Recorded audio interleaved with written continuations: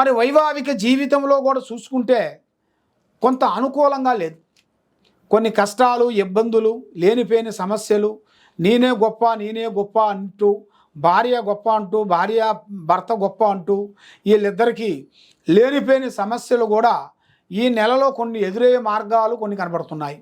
కాబట్టి కొంత జాగ్రత్త తీసుకోవాలి, పెద్దవాళ్ళ ఆశీర్వాదం తీసుకోవాలి. మీరు ఏ కార్యక్రమం చేసినా, ఏ పని చేసినా ముందే మీ పని కానీ, మీ ప్లానింగ్ కానీ ఎవరికి ప్రాణం లాంటి స్నేహితుడు కానీ, మిత్రుడు కానీ, బంధువు కానీ ఎవరికి చెప్పి చేయకూడదు.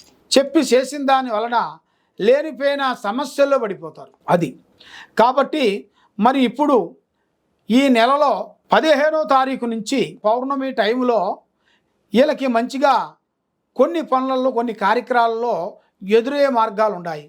15 నుంచి 30వ తారీఖు వరకు వీళ్ళకి వ్యాపార బిజినెస్లలో, కొత్త బిజినెస్లలో వీళ్ళు పెట్టాల్సిన బిజినెస్లలో వీళ్ళు ఆ టయాలలో పెట్టాలి. దాంతోపాటు వీళ్ళు ఒక షేర్ మార్కెట్ కానీ, రియల్ ఎస్టేట్ కానీ, తర్వాత వీళ్ళు ఒక పెట్టుబడి బిజినెస్ గురించి 15వ తారీఖు నుంచి 30వ తారీఖులో పెట్టినట్టుకైతే వీళ్ళకి అద్భుతమైన విజయం, లక్ష్మీ కటాక్షం, మంచిగా ఎదురయ్యే మార్గాలు కూడా వీళ్ళ జాతకంలో చాలా వరకు కనబడుతున్నాయి. మరి ప్రేమ సమస్య అంటే చాలామంది మనం ప్రేమిస్తుంటాం.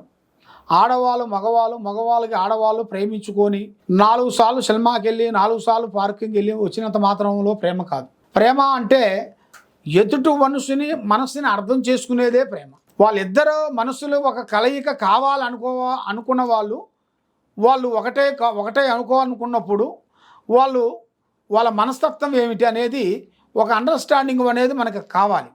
మనకు అండర్స్టాండింగ్ లేకోకుండా ఆమె మైండ్ వేరు, మన మైండ్ వేరుగా ఉంటే నువ్వు పెళ్లి చేసుకున్నా ఏమి లాభం, పిల్లల కన్నా ఏమి లాభం, ఎంతగా కష్టపడ్డా కూడా మళ్ళీ అదే మీకు రివర్స్ అవుతుంది.